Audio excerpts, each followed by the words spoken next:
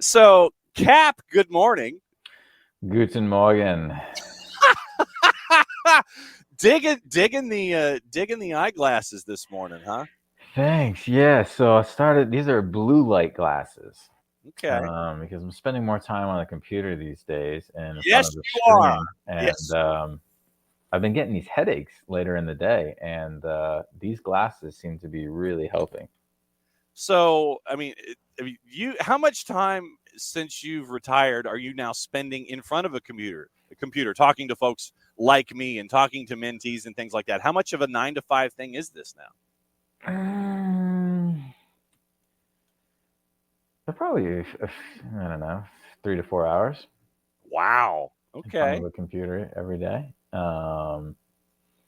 And so yeah, it's a lot more, and then plus obviously phone throughout the day and stuff. So yeah, it's a lot more electronic time than I was doing previous. So these glasses are a game changer for me. So Just checking, because with all the time that we all spend in front of these things these days, that you are styling. By the way, when it came to the decision to come up with a particular style, who was in charge of this?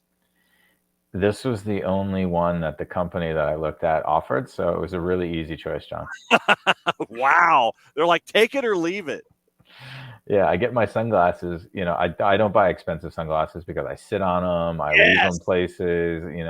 So I go with Gooder, and they're like 20-25 bucks. And so that was my first place. I looked for blue light glasses, and I saw these, and I was like, boom, done. Okay. No problem.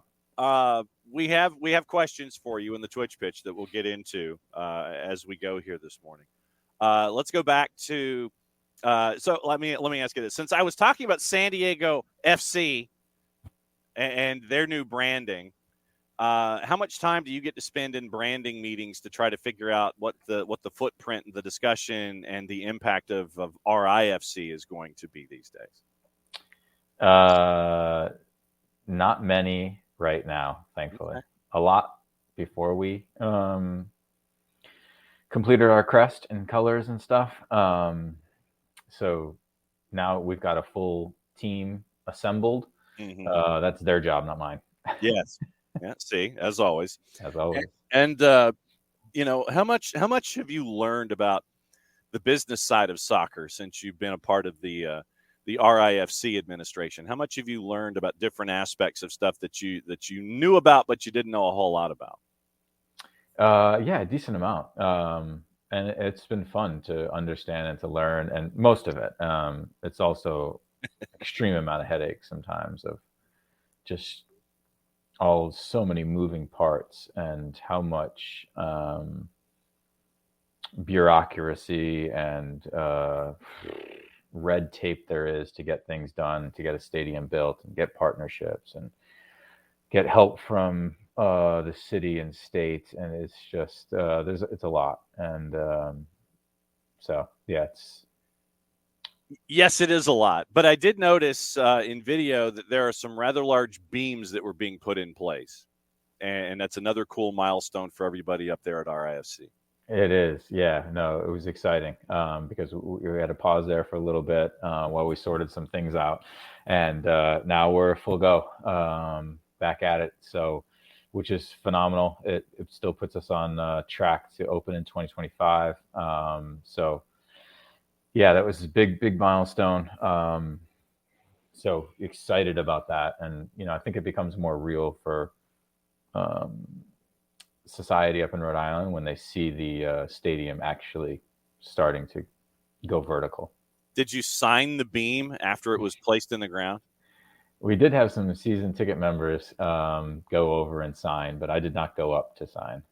Are you going to kind of sneak into the construction site, put on a hard hat, and maybe sign some things in a couple of different places? Maybe I'm going to be up there in a few weeks. We've got our open tryouts, and Oh, so I'm going to be headed up there to help out with that. What kind of individual are you looking at in these open tryouts? I mean, I know that you want to have RIFC represented a certain way, both on the field and off. But what kind of individual are you looking for in these tryouts, other than that diamond in the rough that no one knew about, that flew below the radar until they walked in your door? But what kind of individual are you looking for? Yeah, we're looking for, hopefully, number one, somebody local. But even if they're not local, somebody that just, didn't have the opportunity to play, pay for play sport, and just didn't have that opportunity to get seen, or maybe just moved to the U.S. The best example of the open tryout and how it could possibly work is the young man who plays for FC Dallas, and I forget his name, but he just played with the U23 national team. Oh, Bernard Kamungo. There you go. Mm-hmm. So he went to an open tryout for like the League One team there in Texas, made it, and then now he's joined FC Dallas. Now he's on the youth national team, and it's like, that would be obviously amazing. But aside from that, we're just giving people an opportunity, also to make it feel like it's their club, and hopefully we can have one of their own within us. That said, John, we've got people coming to just try out from everywhere. So has your phone specifically blown up? Has it been Coach Smith's phone that's been blowing up? It's like all the international minutes. Do you have international free, unlimited international minutes on your phone? That's a good question. I have no idea. Or do you do WhatsApp? Yeah, well, I would do WhatsApp if I was internationally calling, or FaceTime or something like that. We had to cut off registration to that point, Abby. Because we expected somewhere around 200 people, and within a few days we were at 1,000. Whoa, man! Yeah, and it's impossible for us to see 1,000 people if we want to do it right, and we want to do it right. We don't want to just like bring them out there and hey, you got 20 minutes to show us, go. So we want to give them ample time to be on the field and show us what they got, and to do that, we can't get through 1,000 people. It's impossible. Do you, when you're looking at it's, can you tell in the first 30 seconds, or is it something that you have to look at a bunch of different things? Hey, that guy's got it. That player's got it. Or do you have to look at a full grid of work over a day? You can probably tell within the first 2 minutes if someone doesn't have it. Yeah. So you can cut off a lot of people pretty quickly, just based off. And I don't know what the level, right? We're just hoping that there's no jean shorts at the tryout. They'd have to come from the University of Florida for that to happen, sir. We've got some people from Florida coming. So, that's the difficult part, right? You just don't know the level. But I do think that I think the level will be pretty good. I think that most people understand now that there's a certain level in order to make it. We did throw around the idea of first thing just doing a fitness test. That'll knock some people out real quick. But then we thought, you can't do that.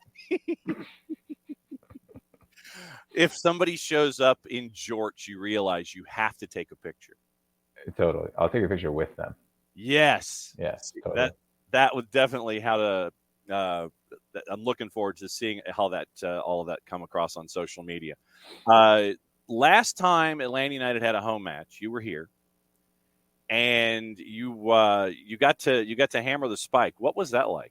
That was fun. Yeah, I mean, I don't love those types of things and like being the center of attention up there and stuff like that. So like the actual spike hit was cool because it's part of tradition, and the fans love it, which is awesome. But for me, it was more just like the reception, seeing everybody being out there again, feeling the love from the crowd, which is always amazing. So that was the real fun part for me. And you wore an Anton jersey, which I thought was really cool.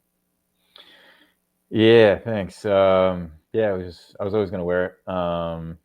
And I had gotten that early on in the season, and that was always the plan, just to wear that, make sure that we'll always remember Anton and what he did for the club.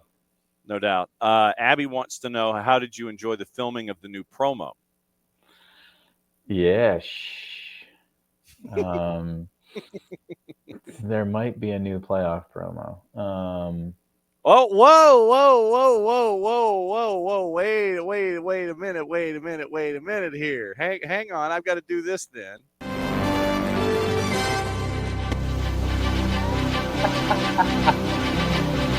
You're big time, John. Well, but no, you're big time. You're the one sitting there allegedly, possibly, probably breaking news that there might be. I didn't break it. Abby asked about it, so I had to answer. It was fun. It was a long day on that day. I think I got to the stadium at 10:30 on game day, and I was doing stuff between 10:30 and 7. Yeah, and I mean, it was you when you came in, they had you doing the car wash, brother. I mean, it's like we need you to help cut the new promo, and then possibly cut another new promo, and then you've got the spike and all the social media and all these different things. I mean, they put you through your paces, man. They did, yeah. No, it was enjoyable. Got to see a lot of people that I haven't seen in a little while, and it's always good to talk to most of the people in the building, and do the media rounds, and I got to see some of the fans out there, so they'll be part of the promo, which was really cool. And it was just a beautiful day weather-wise, so that worked out. Because the star sets the bar. It does. Abby also wants to know if you liked the East Valley new building. I unfortunately didn't get to see it, but the kids and my wife went and saw it on game day, and my wife said that their jaws were on the floor. Nice. Yes, they said it was like bigger than their current high school here in Ohio. They were like, "Oh my God, it's so big, it's so nice." Yeah, and so, because when they were at this school, John, it was in need of upgrades, and they were trailers in the back because they had outgrown the building, and it was an amazing school with great people. But I'm glad that they got the upgrade they did. With playoffs coming up, you got decision day coming up this weekend. How do you, as a player, not let the pressure get to you in probably one of the more pressure-packed situations you could have as an athlete? Decision day that could determine, not in or out in this particular case, but the where, the who, the future. How do you focus on the task at hand, block out people like me asking questions about decision day so you can be as locked in as humanly possible? And how difficult is that? It can be challenging. I think that the most important part is you don't play the what if and if this happens and this and this and this, right? It's like, well, we just go out there and try to win the game, and take care of the things that we can control, and then we'll see who we got from there. Right. The good thing is they're in. So if they win, right, they control their own destiny as far as they won't have to. John, and I should know this, is there any chance they play the play-in game? No, Okay. Because you're good. It's the standings, and literally right now, I mean, Atlanta could be basically in a tie for third in the Western Conference if they played in the Western Conference, and that's how crazy the East is this year. Yeah, the East is. The East is stupid with 2 O's. If Atlanta wins, they get to 53. They could be in play for the 5. There's such a gap right now. It looks like something in the neighborhood of 5, 6, 7. That's what you're hunting right now if you're Atlanta United.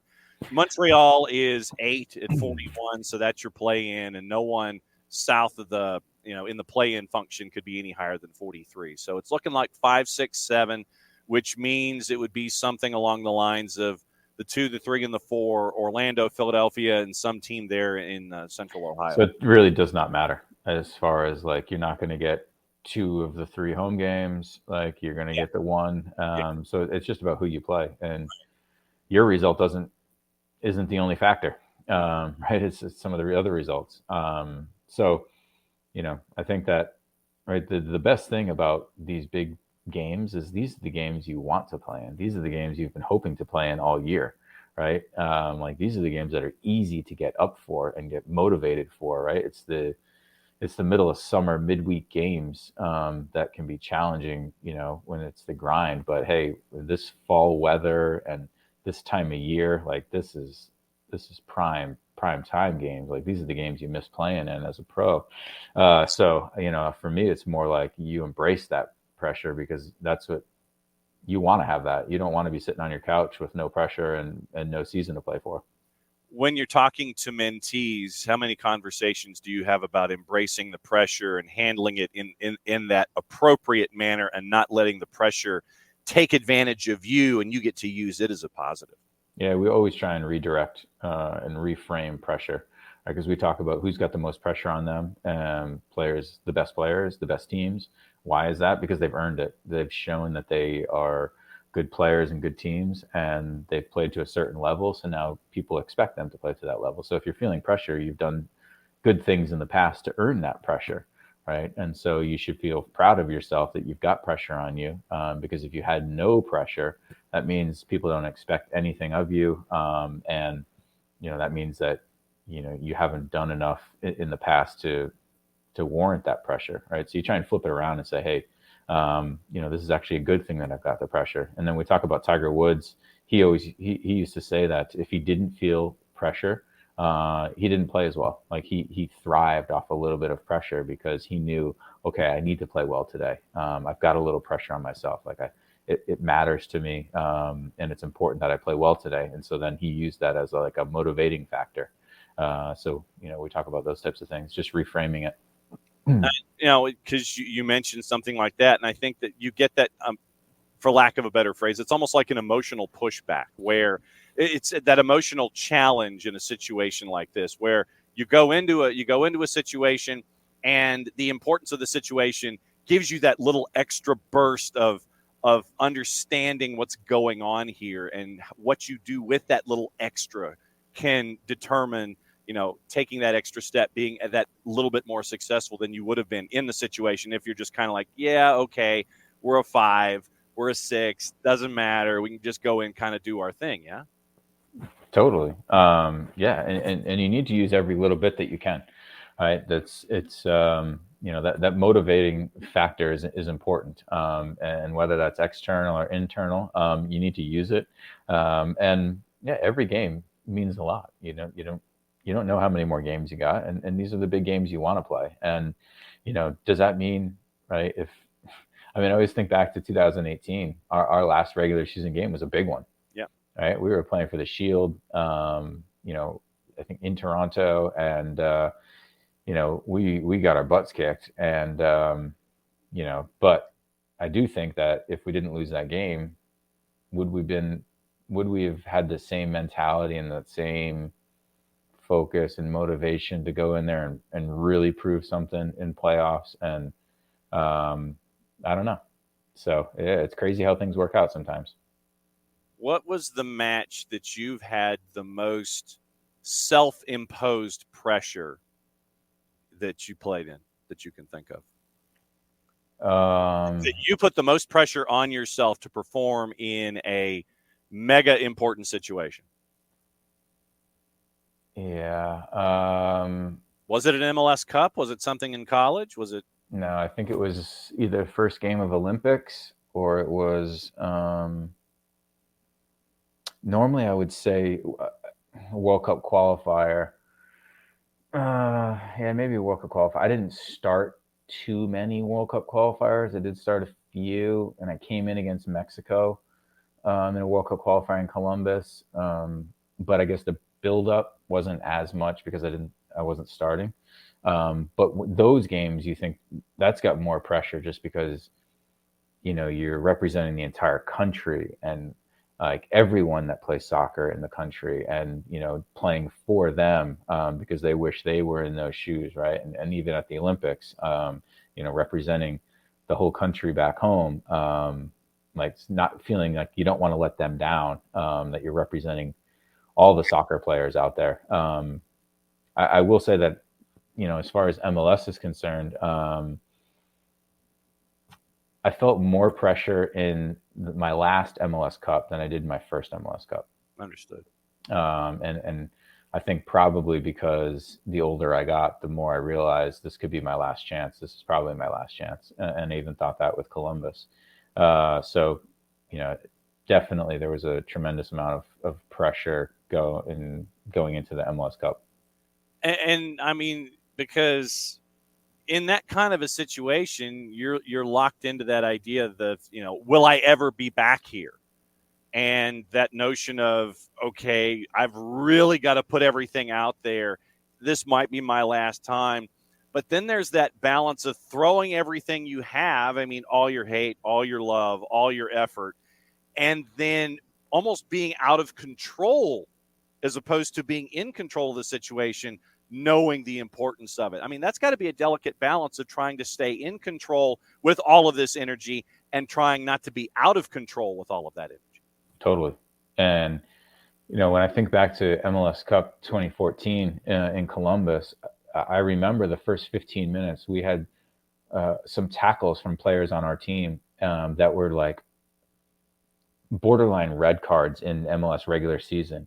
And I'm thinking, holy smokes, guys, you need to calm down. Like, this is unbelievable. Like, because you're right, you do need to harness that energy a little bit. Like, it's one thing to get amped up and and understand the gravity of the situation in the game, right? But there's another thing to hey, play your game, play how you play.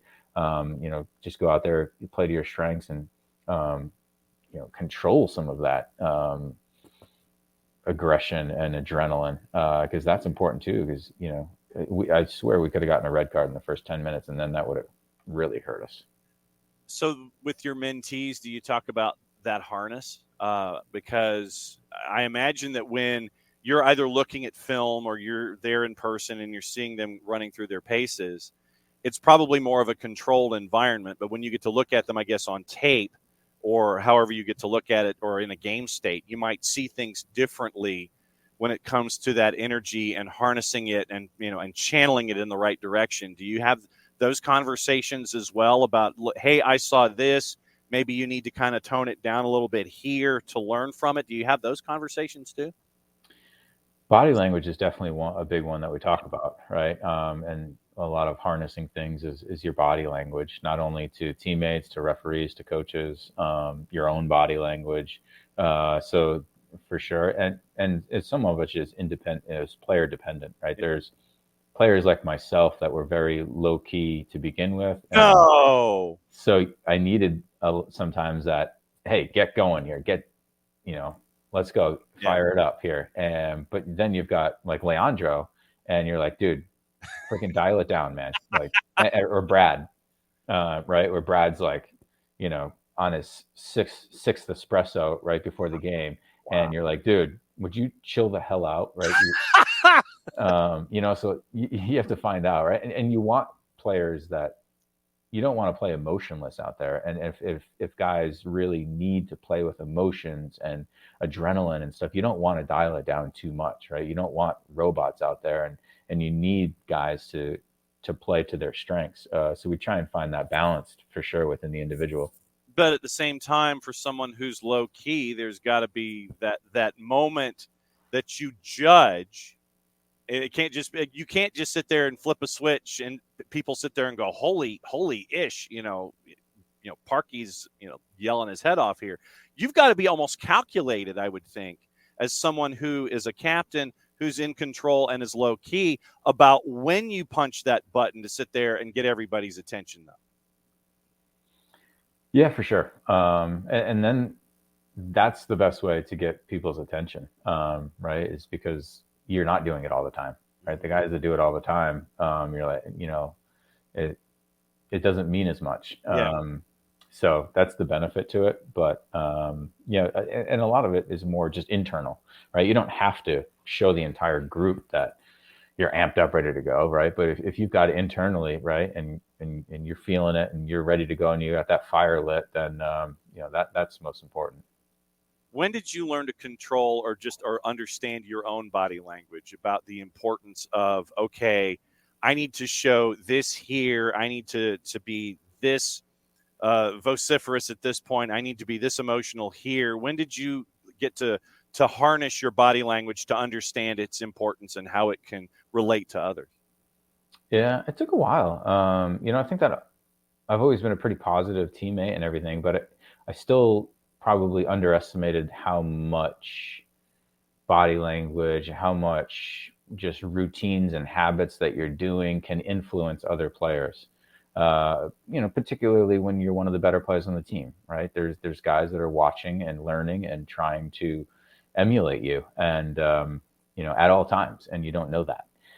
So definitely there's a piece of that, and also just how much simple things can make a difference, right? Of like giving a guy a clap when he makes a bad pass versus throwing your hands up in the air, right? It's a very small little thing that can really change that player's perspective of that little moment and give them either a confidence boost or take it away the next time they get the ball.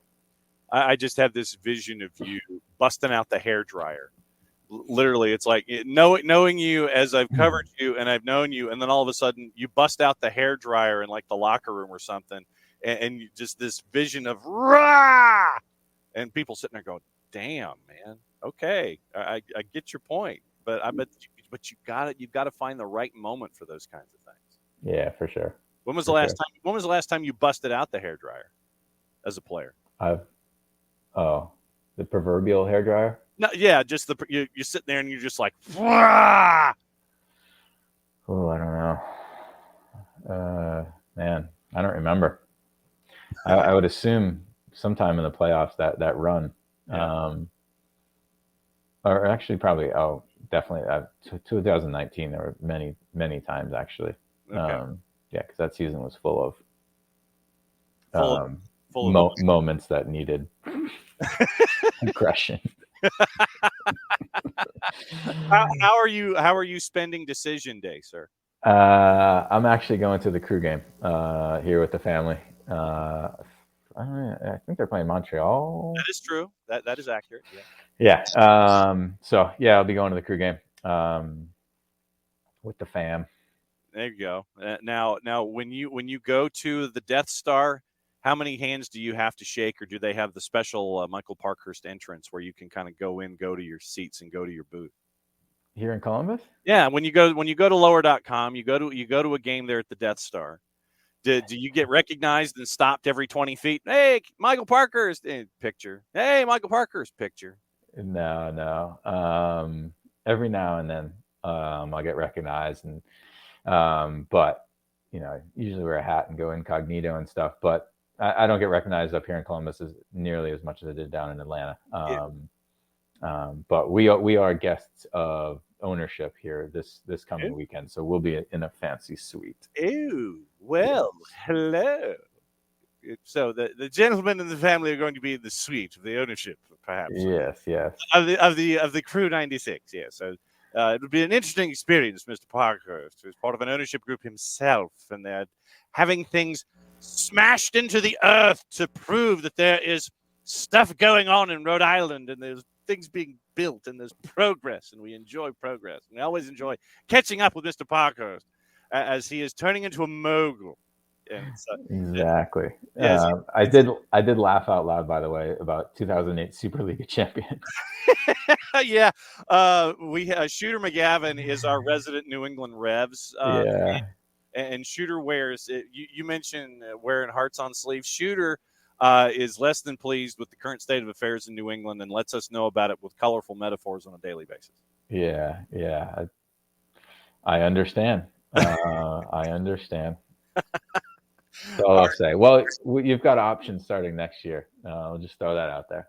Well, yeah, and we're looking forward to seeing what goes on at the home of the Bryant Bulldogs as things continue to grow and evolve up there with the RFC. And yeah, we are planning on coming up as just to let you know, we are planning on dropping by to see how things are in the USL Championship. Okay. Awesome. Love it. All right. Well, enjoy being a mogul this weekend. So. And I will. Yeah, and he's going to have his hat on. He's going to be incognito. That's going to be his name, Michael Incognito. So, Cap, as always, great to catch up with you. Great to see you when you were down here hammering in the Golden Spike for the last home match. Very, very cool stuff across the board. We'll catch up with you soon, my friend. Enjoy decision day. Thank you. You all as well. As a mogul, he's enjoying. Have a good weekend, you peasants. Yes, the peasants, yes. You got to get the hand with. Yes, all of you peasants. Enjoy. I'm a mogul. I'm here make sure that when they do the cutaway of the booth, that you're really, the hat's like way down and you're wearing those blue tint glasses. Just like, He's like, you're just kind of like this, maybe just with the glass, with whatever it is. If it's like, cutie delight or something, and you're just kind of like, yeah, it's right there in the glass. Cat, be good. Yeah. See, this is what he puts up with every single time. Michael Parkhurst, that MF Parkhurst on the Twitters, that BG mentoring. Yeah, it's half past crazy with Michael, but it was good to catch up with him about coming down, about what pressure on the decision day is, those kinds of things. And very, very cool to catch up with Cap. And, it just when he might have broken a little news.